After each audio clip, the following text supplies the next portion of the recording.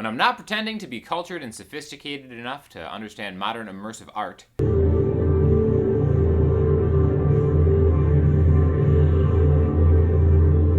I like to answer questions you get on YouTube, so let's get to it. Hey Sean, when playing arpeggios from low to high strings, my hand hits the lower string while I arpeggiate to the higher ones. I want those lower ones to continue to ring. Do you have a technique that will prevent that? So really this is just a question about playing cleaner, okay? And I think what he's talking about is more like these kind of arpeggios instead of like those type of arpeggios, right? So just kind of like a static chord, maybe back and forth. And that's just kind of like getting good tone from an entire chord, right? So I think the underrated thing about that is how you actually hold your fretting hand and how your wrist is in relation to what you're trying to do. I know from teaching a lot of beginners that when maybe they first try to play a different chord, like this is just a D major 7, right? 5th fret on the E string, 7D, 6G, pinky, 7B, right? So I'm just kind of playing the A, D, G, B strings back and forth. And you can kind of hear that root note kind of ring over everything. Otherwise, like, which sometimes you might be going for that, but a lot of times you're not. And the reason that beginners do that a lot is because they're jamming their hand into an uncomfortable position that maybe they haven't tried before. And you can always see that they're thinking fingertips first, right? So what I mean by that is like they'll stick with one finger and then they'll try to do whatever they can to get their other finger. So as soon as they try to swing the ring finger over, their wrist kind of comes in like this, and then they kind of like fight against their hand. So it ends up looking like this. And then you just get a lot of noise, and your finger or your thumb from your fretting hand or pick is going to mute those. So one thing to always think about is how your wrist looks in relation to what you're doing.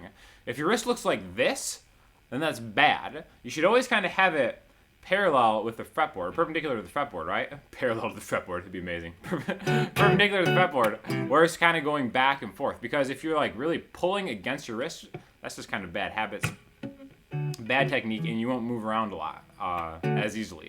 So if you're just playing this arpeggio right here, if you see like my wrist, it's not bent one way or another kind of reaching for it. It's really just kind of like in line with everything. And then if I want to go higher up the neck, I move my arm higher up the neck or lower up the neck instead of using my fingers to reach, right?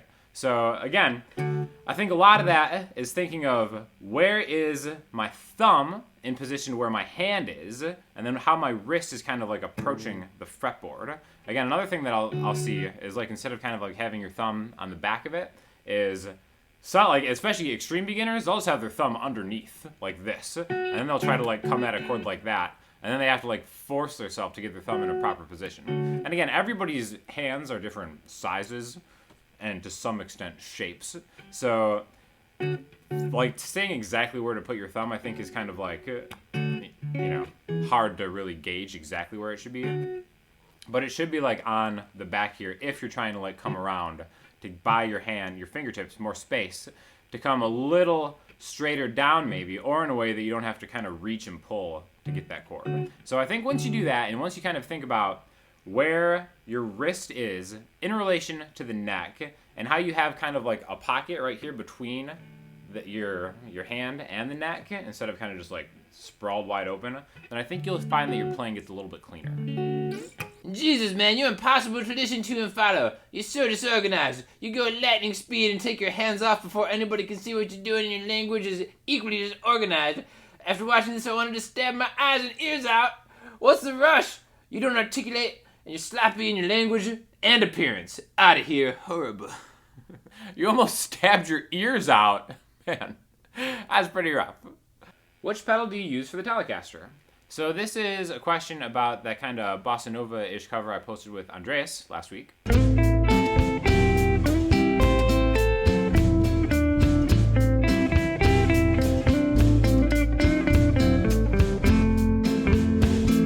And honestly, it's no pedal at all. It's just the Tele.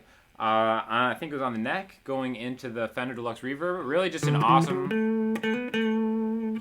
sounding straight, clean mix. Now, there is compression on the entire mix, so maybe if you are hearing something, it could be that. But as far as just the guitar going into Logic, it's pretty much clean. This guy acts like he's talking to gay inmates or convicts.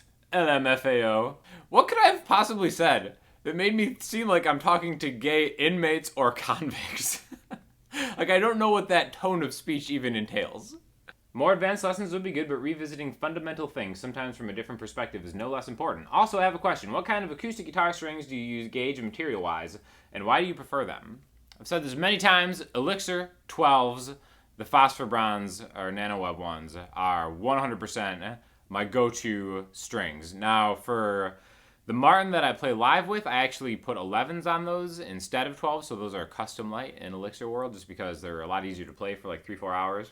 But I think the reason I like them so much is just the feel of them. You get used to them, and it's hard to go back to just uncoated strings in general. I also like the Reds, which we did a shootout on a long time ago. Those are really great, but uncoated strings, I'm so prissy about it now that I just don't like the feel of it, and I just feel like I'm really fighting the guitar, whereas just the smooth kind of slickness of Elixirs is something that isn't for everybody, but if you haven't tried them, please try them, because I personally know from a lot of firsthand experience, seeing people try them for the first time, they're like, why didn't I switch to these earlier? So again, I'm not sponsored by Elixirs, even though I should be for as much as I hype them.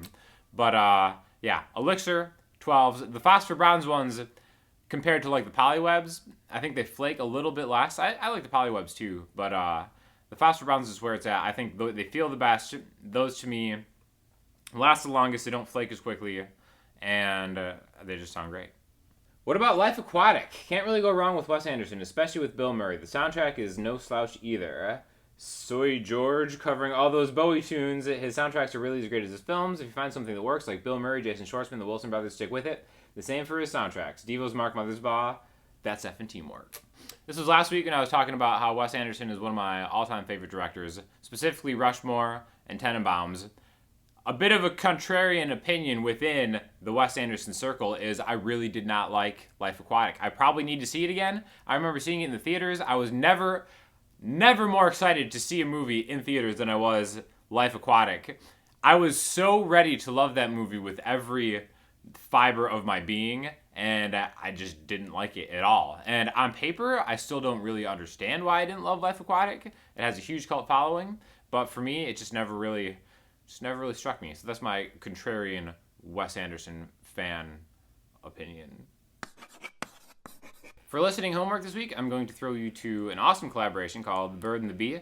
Definitely great songs, great songwriting, great production going on over there, so check that out. Let me know what you think. If you have any questions, hit me up in the comment section, Instagram, Twitter, or the website. I will talk to you all soon. Thanks a lot.